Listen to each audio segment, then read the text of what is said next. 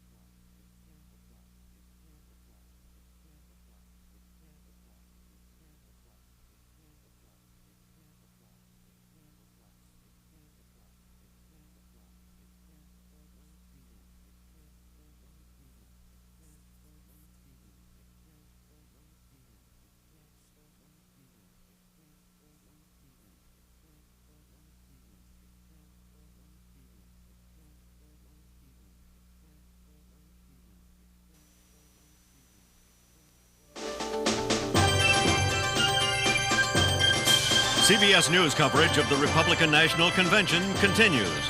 From CBS News Convention headquarters inside the Louisiana Superdome, here again is Dan Rather.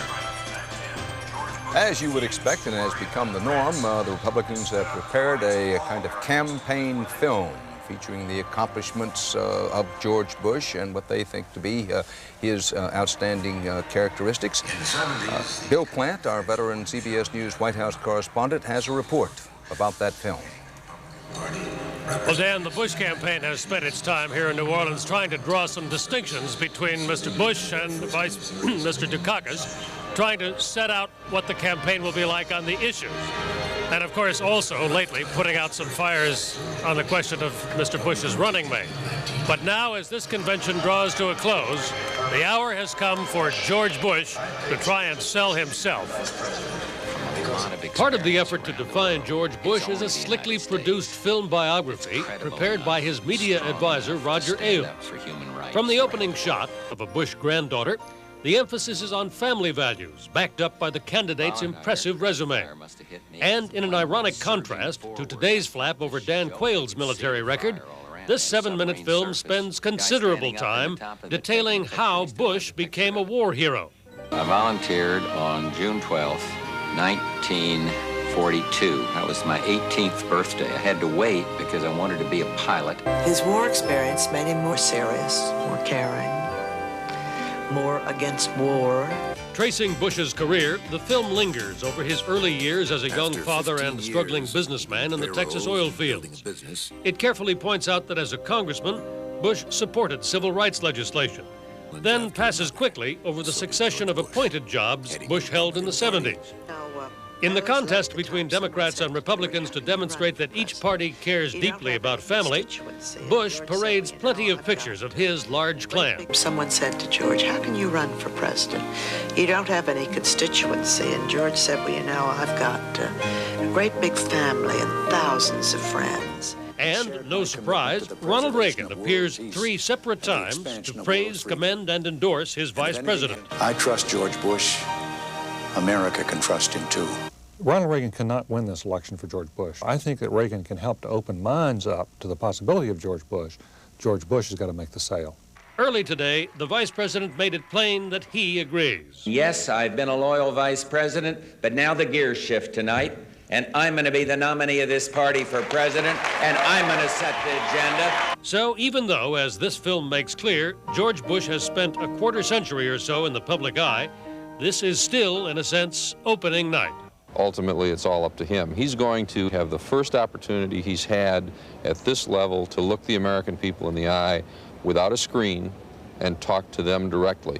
And the question of whether or not he succeeds is entirely up to him. And Dan, there are a lot of people here in this hall tonight waiting for that answer. Dan? Thanks, Bill. Now, coming up next will be Vice President George Bush walking out onto the podium. You remember in Atlanta how carefully the Democrats orchestrated the appearance of Michael Dukakis for his acceptance speech. If you were watching then, you may want to compare how it compares with this evening, at least in the positioning of George Bush for his acceptance address. George Bush has been working on his speech. We mentioned somewhat earlier in our broadcast, a copy of the speech has been circulating around, and it's an excellent speech. Now the question is, how well does George Bush deliver it? How much do people believe it? At the on the floor now, the whips are saying, here comes the Vice President, and here he is.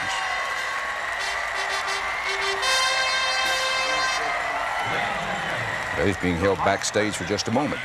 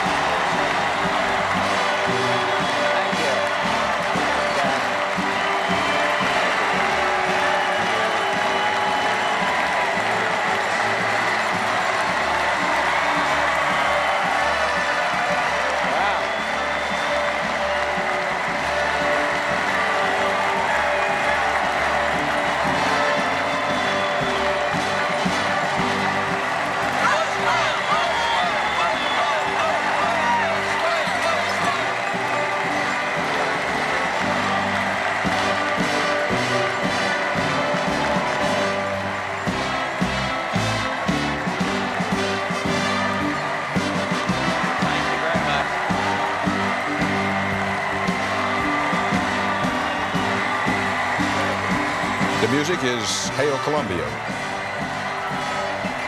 the song of the Vice President's office. Michael Dukakis came on in Atlanta to strains of Coming to America, Neil Diamond.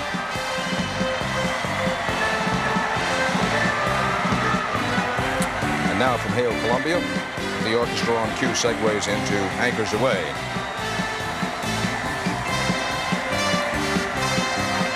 George Herbert Walker Bush, born June 12, 1924 in Milton, Massachusetts.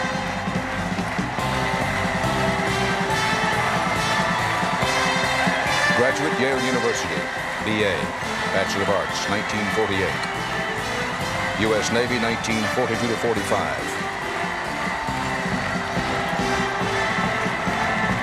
Religion, Episcopalian. He and J. Danforth Quayle, his running mate, are both Protestants.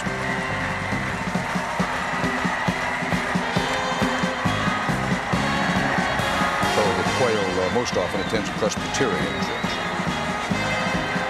Now the eyes of Texas, one of George Bush's home states, and the one that he prefers that attention be called to. Ed Bradley is with New York Senator Al D'Amato for a look at what George Bush and Dan Quayle have to do to win. Ed? Senator D'Amato, what does Vice President Bush have to do tonight? He needs real passion, he needs emotion, he's got to stir the hearts of people like my mama. People who can say, I believe him when he says he's going to fight this drug epidemic. People who say, I believe him when he's going to lead this nation to clean up the environment. And if he does that, he can win. You've had a look at the speech. You know what the words are. What do you think? We need passion and a commitment. If he has the passion and commitment so that people believe, then he's going to win. Lacking that, it's going to be an uphill battle. And in your gut, what does your gut tell you? It's going to be tough for George to do it. I want to tell you something, but I hope he does. Because I want to tell you, I saw him answer something when he believed as it related to his family. That's the kind of passion you need. People will say, I may not agree with everything that George Bush says, but he means it. That's the key. It's tough for him to do that, isn't it? I think it's been ingrained in him to control his passions. That's part of his background. And so, yeah, it's kind of tough for him to do it. But I think he understands now that people want a leader who can convey his heart, his feelings, his soul, so to speak, to say, come with me, and I'm going to give you my all. That's never been a problem for you. That's kind of I've been brought up that way. I've been brought up that you lay it out in the line, you let people know where you stand, and you do the best. My papa told me that. Best advice he ever could have given me. Senator, thank you very much. Well, Ed, thanks to you. An address has been prepared for George Bush that underscores his passion. It's a speech that has touches of poetry in it. The question now is, how well can he deliver it? How well do people accept it? Bob Schieffer in Illinois, one of the questions, of course, is how George Bush and Dan Quayle play with people who work with their backs and their hands and take lunch buckets to work. The so-called conservative Democrats, or as the Republicans like to refer to them, Reagan Democrats. Bob? Dan, I'm down in the Illinois delegation to try to answer that question. I'm with Sam Hanayankovic, who owns a bar, I understand, in a working-class district of Chicago. You've been a Democrat or a Republican about, what, 6 months? I switched from the Democratic Party 6 months ago as a state legislator and also a businessman. Yeah, I'm a tavern owner. Well, let me ask you this question. Is this chicken a little too country club for your neighborhood? No, I think what has to be said is 4 years ago when I worked for Walter Mondale, we said that the Democratic Party was coming home to middle America, and it didn't. And Dan Rostenkowski a month ago said at the Democratic Convention, come back, Democrats, come back to middle America. We're going to hit them right in the breadbasket when we get a guy like Dan Quayle who comes and says, I sponsored the Job Training Partnership Act, which my area, devastated in the steel mills, was hurt. Got to get back to the podium. Thank you, Sam.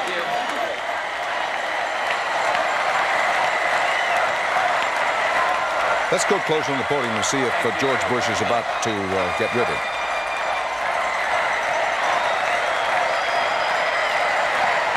Thank you very, very much.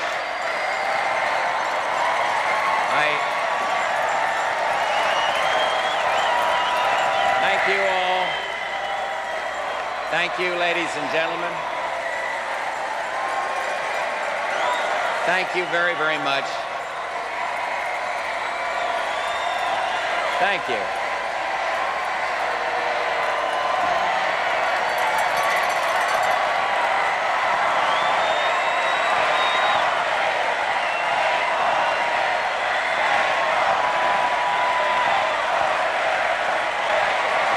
Thank you all very much.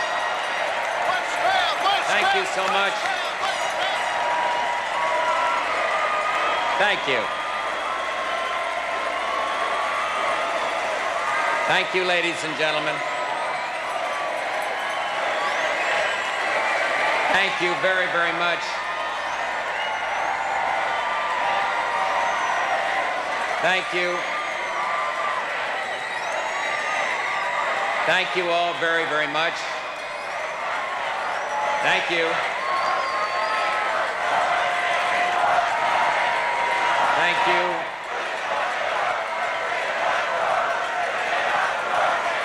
Thank you, ladies and gentlemen.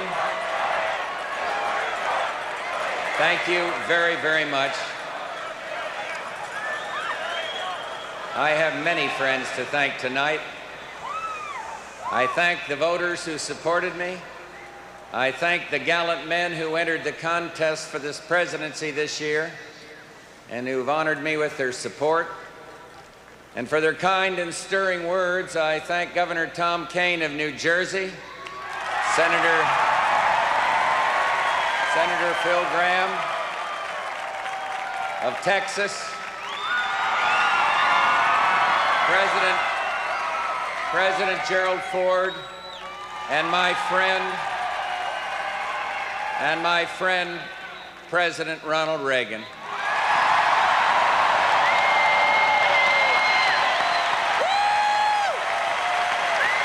I accept your nomination for president.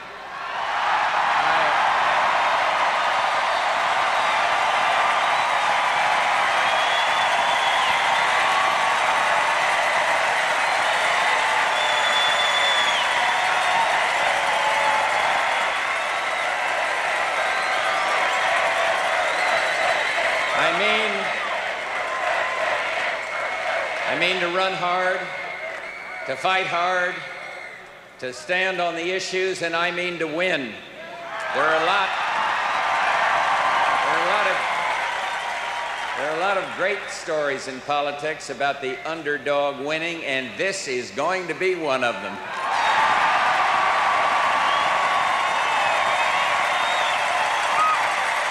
And we're going to win with the help of Senator Dan Quayle of Indiana, a young leader who has become a forceful voice in preparing America's workers for the labor force of the future. What a superb job he did here tonight. Born in the middle of the century, in the middle of America, and holding the promise of the future, I'm proud to have Dan Quayle at my side.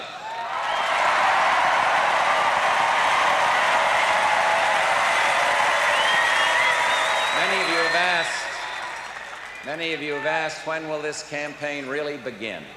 Well, I've come to this hall to tell you and to tell America, tonight is the night.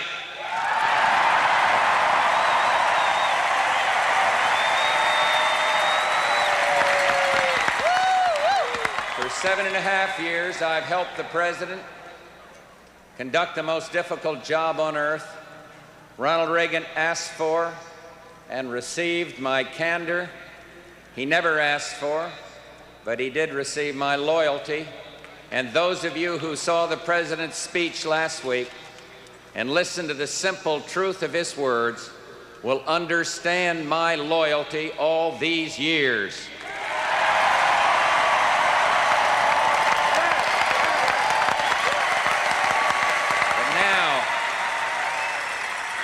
Now you must see me for what I am, the Republican candidate for President of the United States.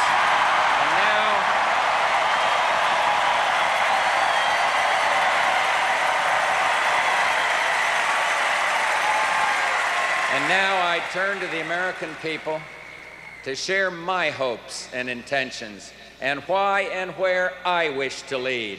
And so tonight is for big things. But I'll try to be fair to the other side. I'll try to hold my charisma in check. And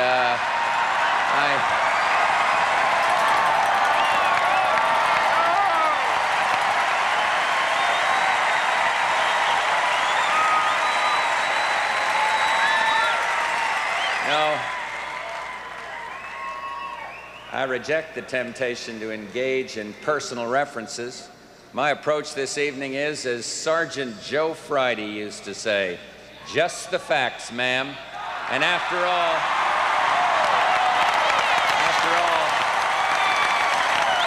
the facts are on our side.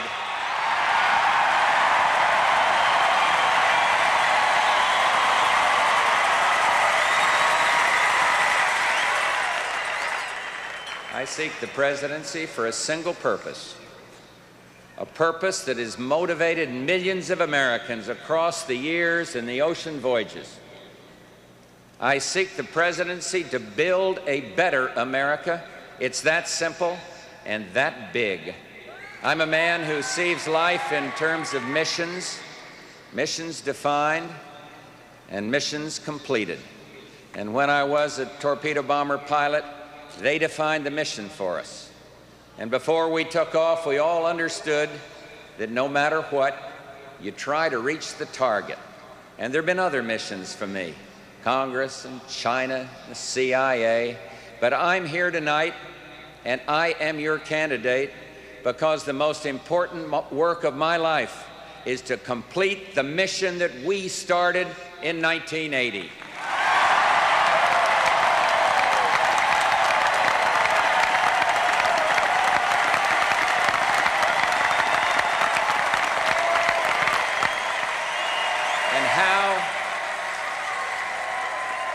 And how do we complete it? We build on it. The stakes are high this year, and the choice is crucial, for the differences between the two candidates are as deep and wide as they have ever been in our long history. Not only two very different men, but two very different ideas of the future will be voted on this election day. And what it all comes down to is this. My opponent's view of the world sees a long, slow decline for our country, an inevitable fall, mandated by impersonal historical forces. But America is not in decline. America is a rising nation.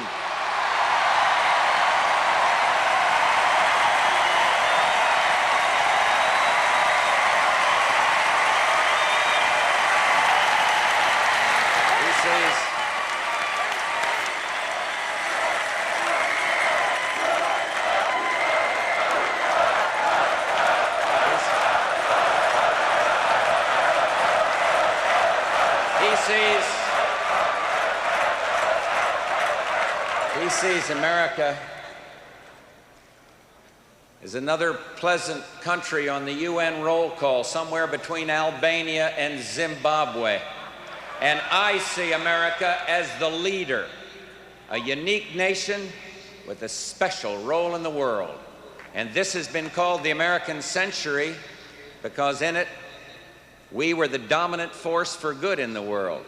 We saved Europe, cured polio, went to the moon, and lit the world with our culture. And now we're on the verge of a new century.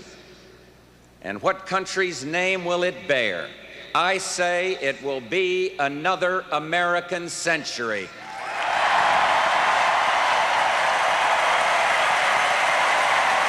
And further,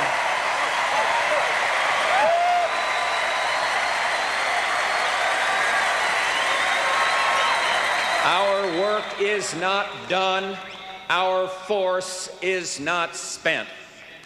There are those who say there isn't much of a difference this year, but America, don't let them fool you.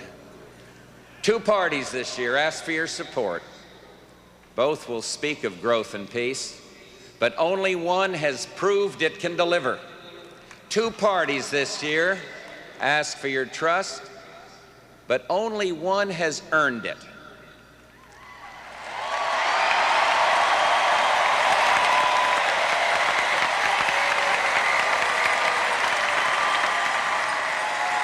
Eight years ago, I stood here with Ronald Reagan, and we promised together to break with the past and return America to her greatness. 8 years later, look at what the American people have produced. The highest level of economic growth in our entire history and the lowest level of world tensions in more than 50 years.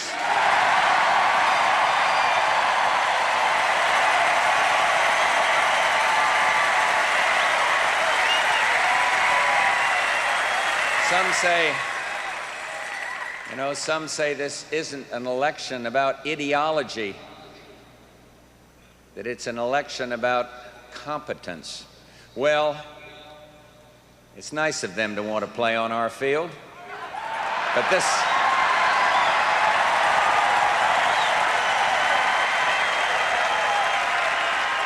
this election isn't only about competence. For competence is a narrow ideal.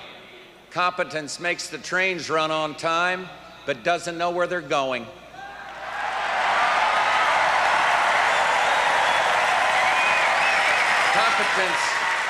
Competence is the creed of the technocrat who makes sure the gears mesh, but doesn't for a second understand the magic of the machine. The truth is, this election is about the beliefs we share, the values that we honor, and the principles that we hold dear.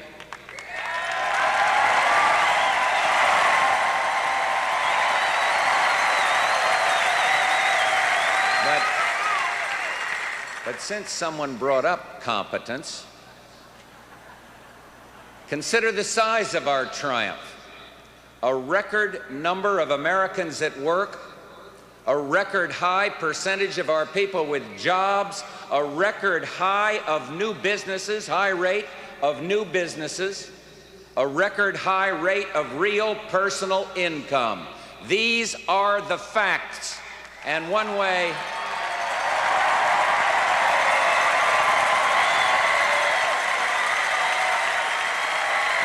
you know our opponents know the facts is that to attack our record, they have to misrepresent it. They call it a Swiss cheese economy. Well, that's the way it may look to the three blind mice, but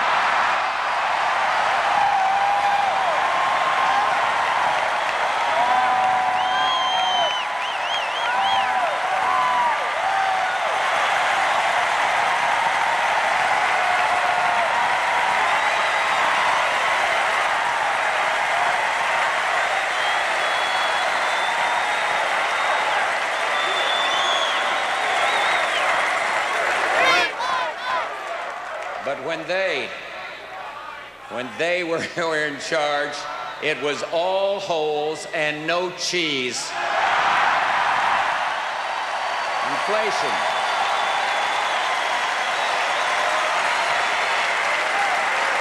You know the litany.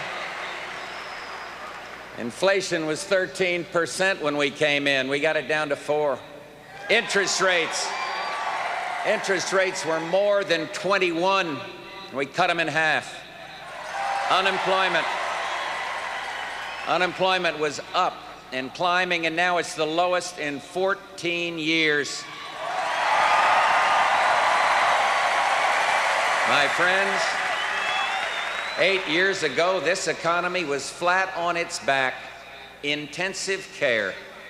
And we came in and gave it emergency treatment, got the temperature down by lowering regulation, and got the blood pressure down when we lowered taxes, and pretty soon the patient was up, back on his feet and stronger than ever.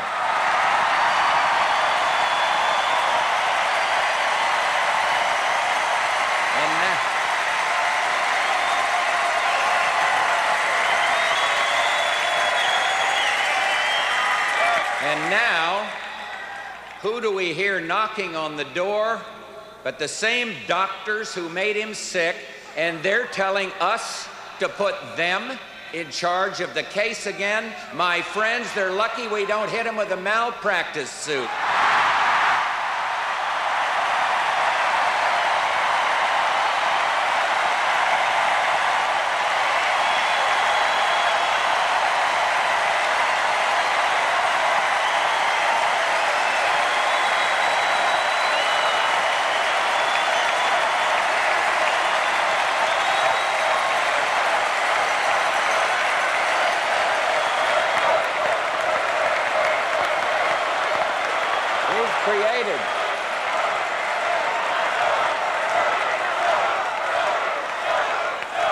We've created 17 million new jobs the past 5 years, more than twice as many as Europe and Japan combined, and they're good jobs. The majority of them, created in the past 6 years, paid an average of more than $22,000 a year, and someone better take a message to Michael. Tell him that we have been creating good jobs at good wages. The fact is, they talk and we deliver.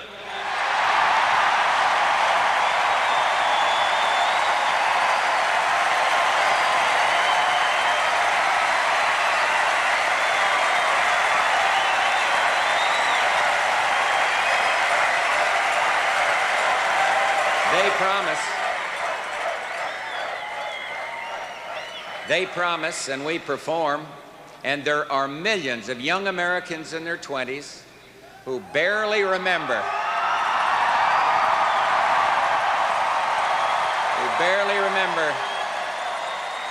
the days of gas lines and unemployment lines, and now they're marrying and starting careers.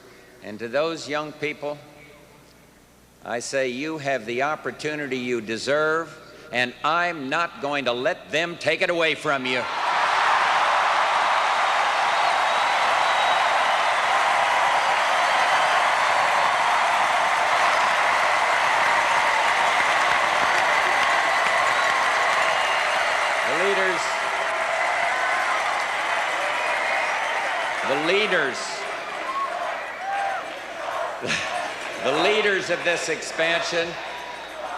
The leaders of this expansion have been the women of America who helped create the new jobs and filled 2 out of every 3 of them.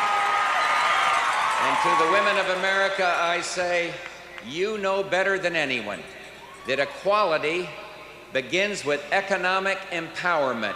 You're gaining economic power, and I'm not going to let them take it away from you.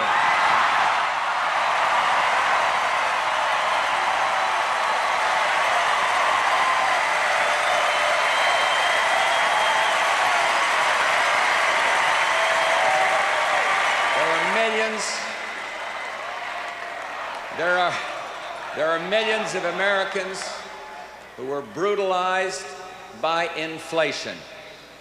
We arrested it, and we're not going to let it out on furlough.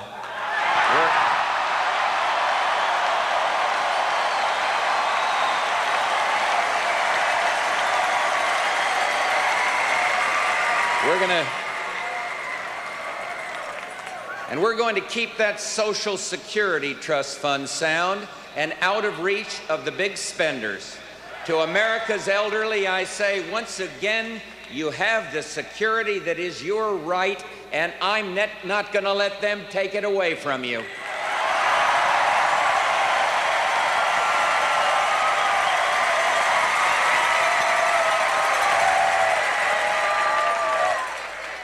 I know the liberal Democrats are worried about the economy.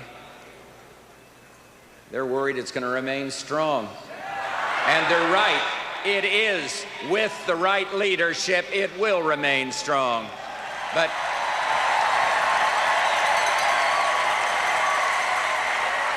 let's be frank, things aren't perfect in this country. There are people who haven't tasted the fruits of the expansion. I've talked to farmers about the bills they can't pay, and I've been to the factories that feel the strain of change, and I've seen the urban children who play amidst the shattered glass and the shattered lives, and there are the homeless. And you know, it doesn't do any good to debate endlessly which policy mistake of the 70s is responsive. They're there, and we have to help them.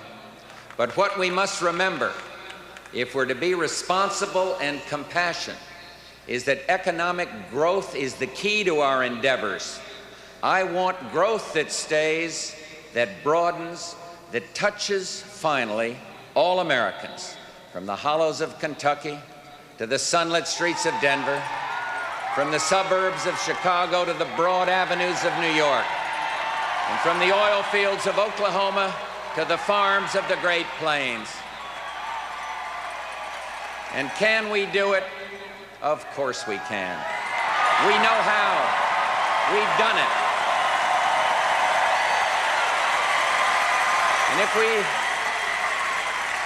if we continue to grow at our current rate, we will be able to produce 30 million jobs in the next 8 years. And we will do it by maintaining our commitment to free and fair trade, by keeping government spending down, and by keeping taxes down. Our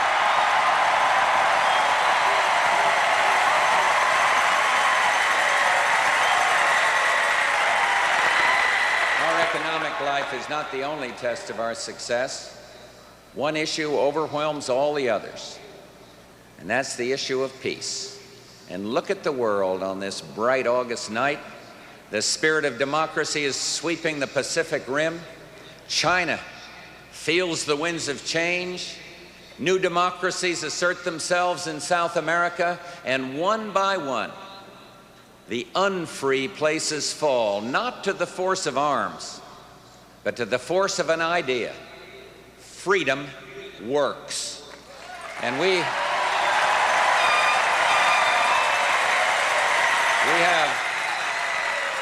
have a new relationship with the Soviet Union, the INF Treaty, the beginning of the Soviet withdrawal from Afghanistan, the beginning of the end of the Soviet proxy war in Angola, and with it, the independence of Namibia. Iran and Iraq move toward peace. It's a watershed. It is no accident. It happened when we acted on the ancient knowledge that strength and clarity lead to peace, weakness and ambivalence lead to war.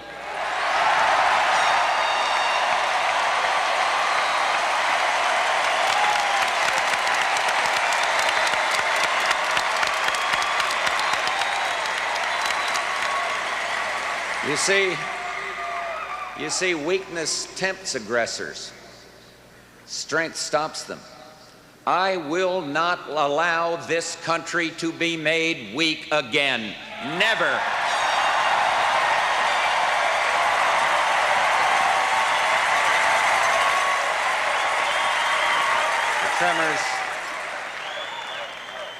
tremors in the Soviet world continue.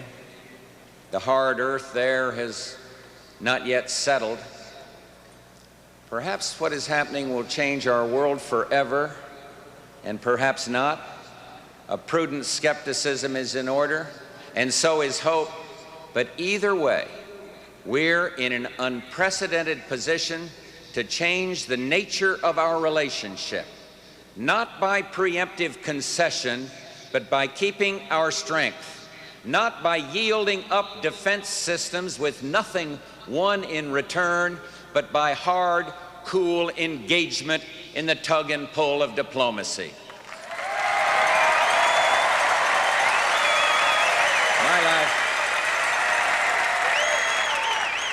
My life has been lived in the shadow of war. I almost lost my life in one. And I hate war.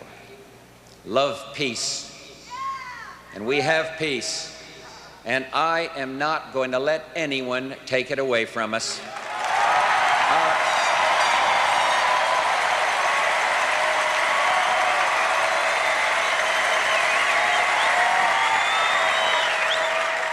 Our economy is strong, but not invulnerable.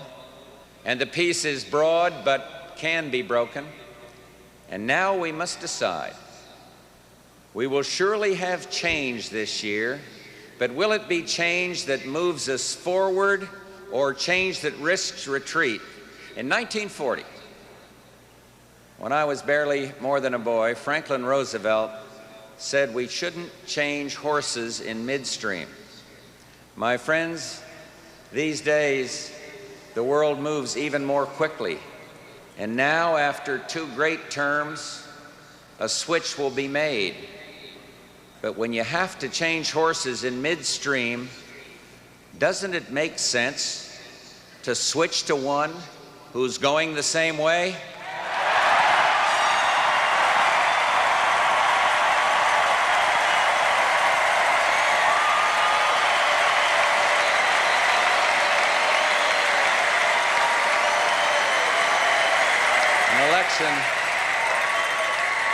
An election that's about ideas and values is also about philosophy.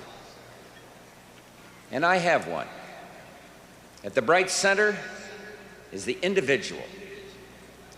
And radiating out from him or her is the family, the essential unit of closeness and of love. For it's the family that communicates to our children, to the 21st century, our culture, our religious faith, our traditions and history, from the individual to the family to the community, and then on out to the town, the church, and the school, and still echoing out to the county, the state, and the nation, each doing only what it does well and no more. And I believe that power must always be kept close to the individual, close to the hands that raise the family and run the home.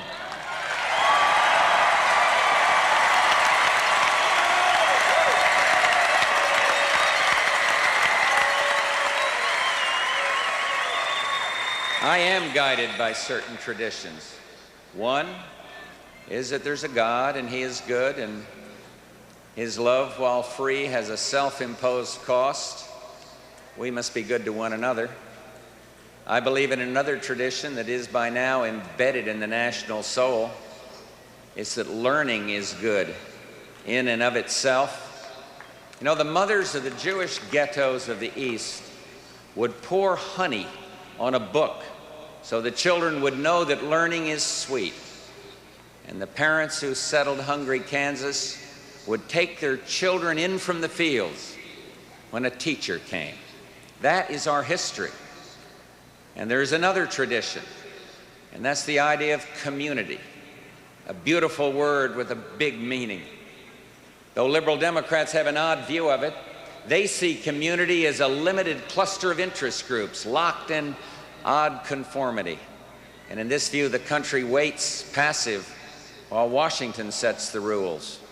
But that's not what community means, not to me. For we're a nation of community, of thousands and tens of thousands of ethnic, religious, social, business, labor union, neighborhood, regional, and other organizations, all of them varied, voluntary, and unique. This is America, the Knights of Columbus, the Grange, Hadassah, the Disabled American Veterans, the Order of AHEPA, the Business and Professional Women of America, the Union Hall, the Bible Study Group, LULAC, Holy Name. A brilliant diversity spread like stars, like 1,000 points of light in a broad and peaceful sky. Does government have a place? Yes. Government is part of the nation of communities, not the whole, just a part. And I don't hate government. A government that remembers that the people are its master is a good and needed thing. And I respect old-fashioned common sense.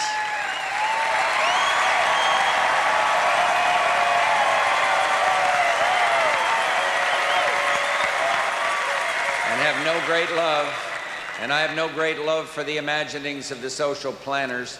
You see, I like what's been tested and found to be true. For instance, should public school teachers be required to lead our children in the Pledge of Allegiance? My opponent says no, and I say yes.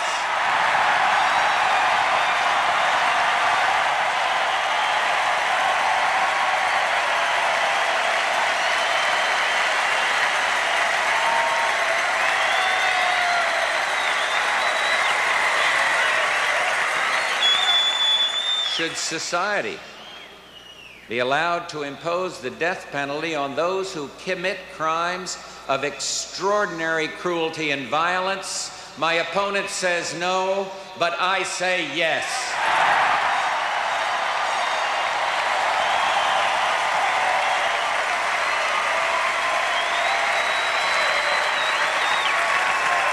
And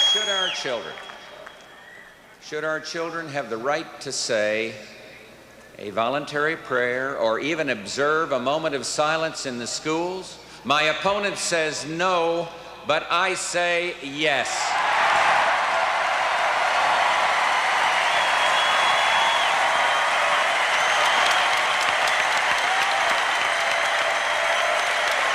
And should free men and women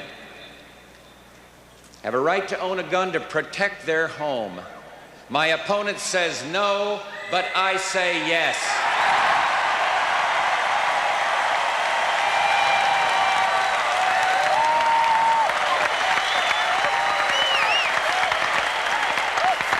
And is it right to believe in the sanctity of life and protect the lives of innocent children?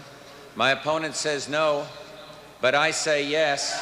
You see, we must change. We've got to change from abortion to adoption. And let me tell you this.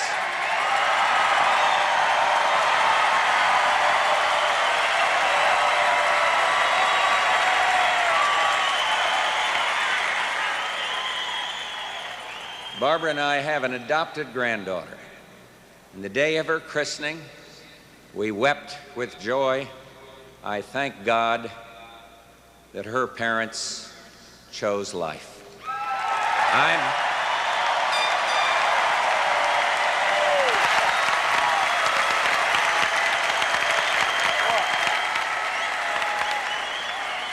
the one who believes it is a scandal to give a weekend furlough to a hardened first-degree killer who hasn't even served enough time to be eligible for parole.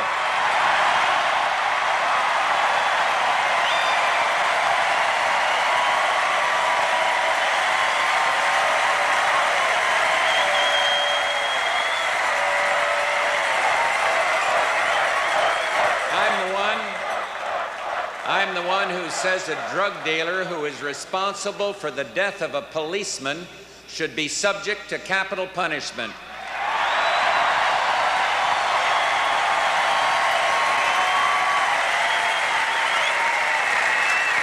And I'm the one who will not raise taxes.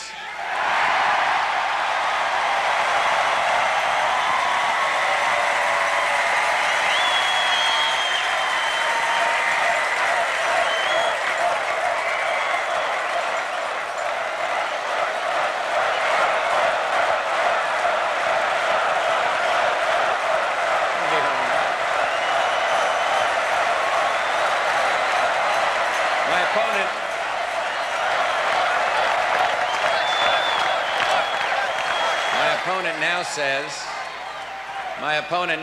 he'll raise them as a last resort or a third resort.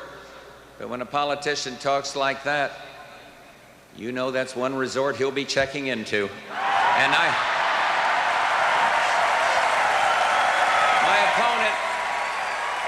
my opponent won't rule out raising taxes, but I will, and the Congress will push me to raise taxes, and I'll say no, and they'll push, and I'll say no, and they'll push again, and I'll say to them, read my lips. No new taxes.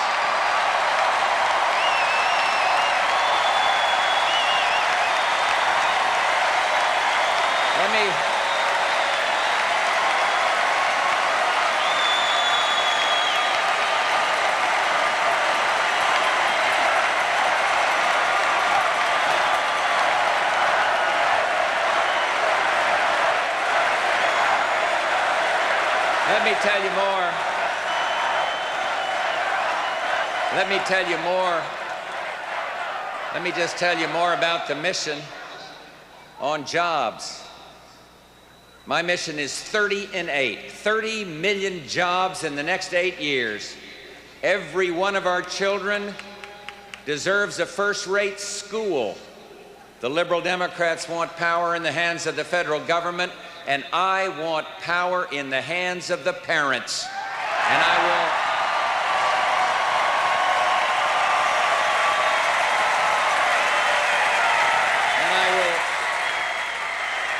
I will encourage merit schools. I will give more kids a head start, and I'll make it easier to save for college.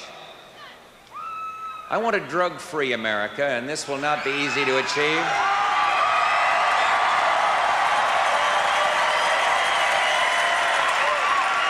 But I want to enlist the help of some people who are rarely included.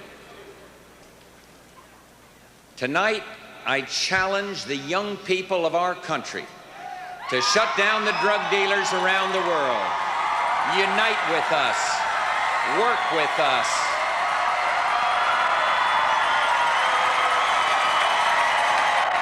Zero tolerance.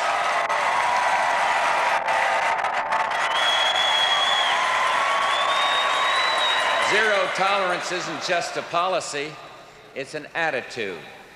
Tell them what you think of people who underwrite the dealers who put poison in our society. And while you're doing that, my administration will be telling the dealers, whatever we have to do, we'll do. But your day is over. You are history.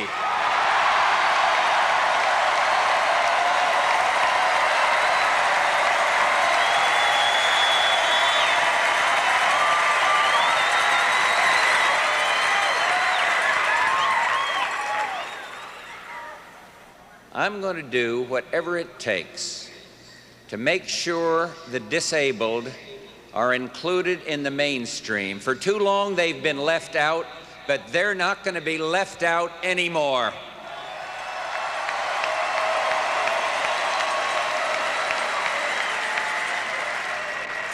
And I am going to stop ocean dumping. Our beaches should not be garbage dumps, and our harbors should not be cesspools.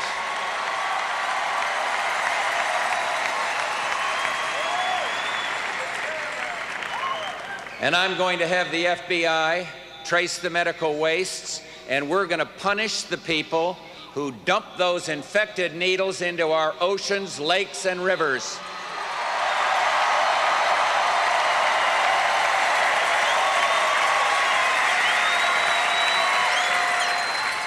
We must clean the air. We must reduce the harm done by acid rain. And I'll put incentives back into the domestic energy industry. For I know from personal experience, there is no security for the United States in further dependence on foreign oil.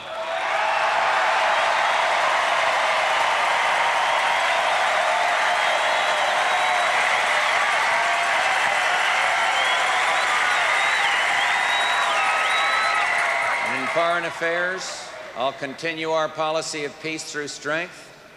I'll move toward further cuts in strategic and conventional arsenals of both the United States and the Soviet Union and the Eastern Bloc and NATO.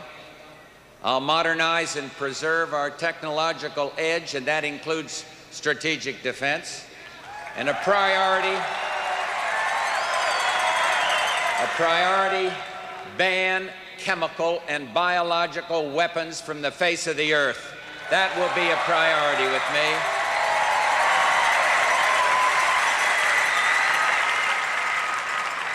And I intend to speak for freedom, stand for freedom, be a patient friend to anyone, East or West, who will fight for freedom. It seems to me the presidency provides an incomparable opportunity for gentle persuasion, and I hope to stand for a new harmony, a greater tolerance. We've come far, but I think we need a new harmony among the races in our country, and we're on a journey into a new century, and we've got to leave that tired old baggage of bigotry behind.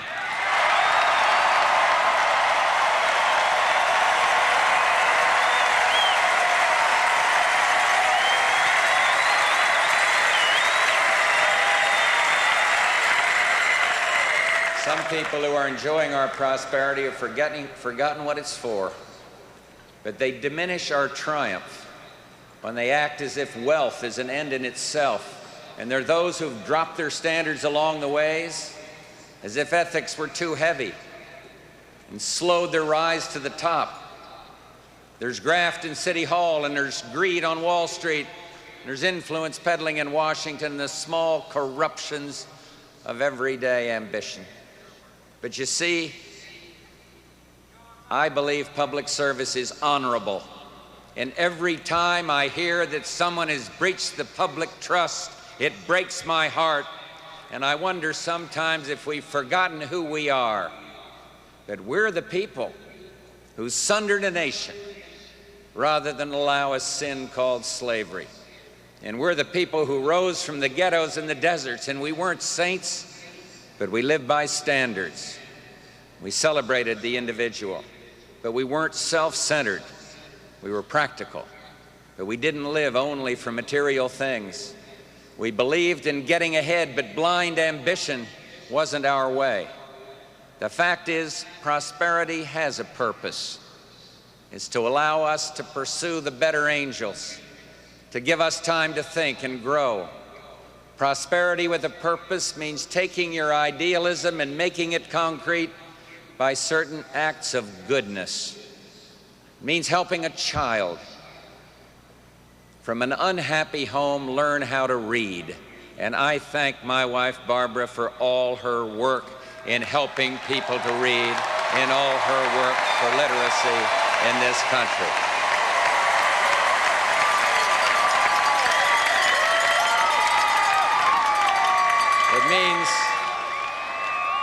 It means teaching troubled children through your present that there is such a thing as reliable love. Some would say it's soft and insufficiently tough to care about these things. But where is it written that we must act if we do not care, as if we're not moved? Well, I am moved. I want a kinder and gentler nation. 2 men this year asked for your support, and you must know us. As for me, I've held high office and done the work of democracy day by day. Yes, my parents were prosperous, and their children sure were lucky. But there were lessons we had to learn about life. John Kennedy discovered poverty when he campaigned in West Virginia. There were children who had no milk. And young Teddy Roosevelt met the new America when he roamed the immigrant streets of New York. And I learned a few things about life in a place called Texas. And when I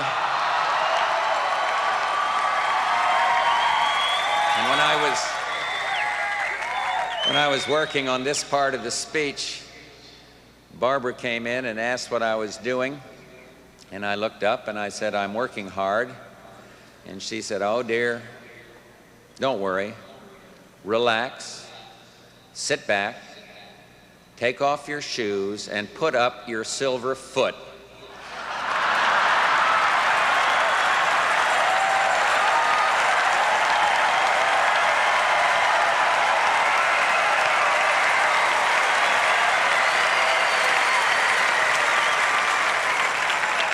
Now, we moved to West Texas 40 years ago.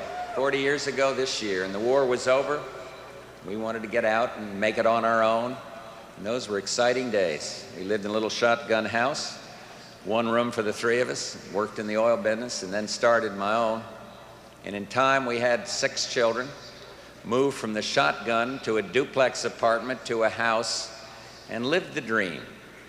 High school football on Friday nights, Little League, neighborhood barbecue.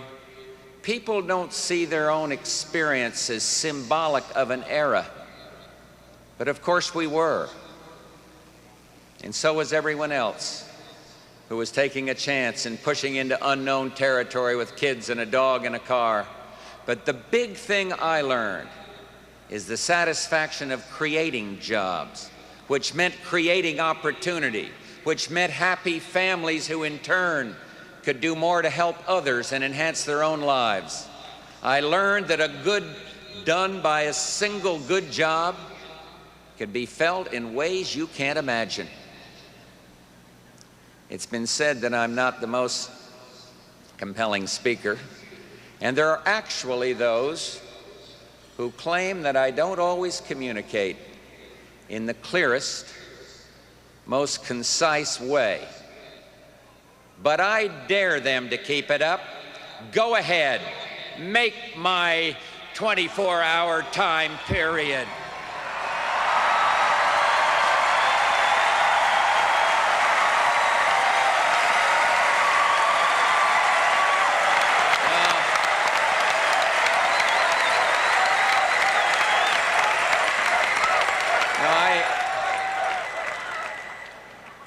I may not be the most eloquent, but I learned that early on that eloquence won't draw oil from the ground, and I may sometimes be a little awkward, but there's nothing self-conscious in my love of country. And I'm a quiet man, but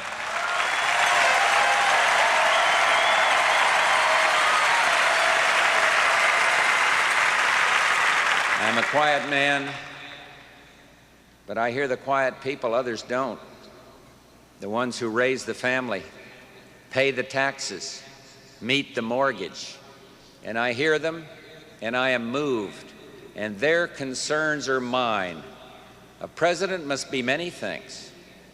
He must be a shrewd protector of America's interest, and he must be an idealist who leads those who move for a freer and more democratic planet.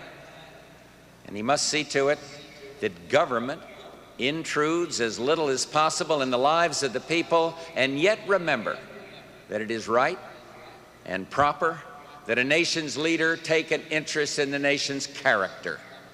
And he must be able to define and lead a mission. For 7.5 years, I've worked with a great president. I've seen what crosses that big desk. I've seen the unexpected crisis that arrives in a cable in a young aide's hand. And I've seen the problems that simmer on for decades and suddenly demand resolution. And I've seen modest decisions made with anguish and crucial decisions made with dispatch. And so I know that what it all comes down to this election, what it all comes down to after all the shouting and the tears, is the man at the desk. And who should sit at that desk? My friends, I am that man.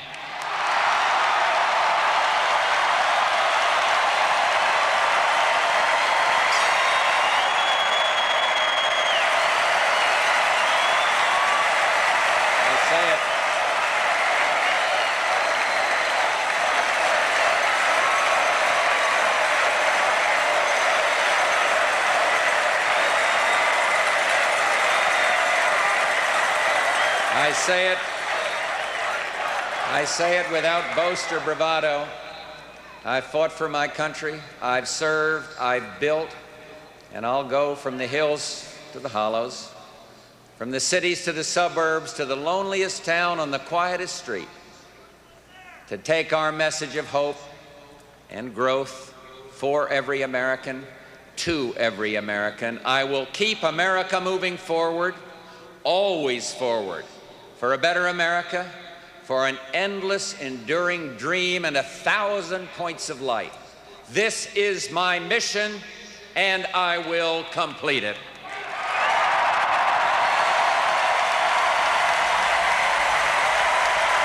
Vice President George Bush. Thank you.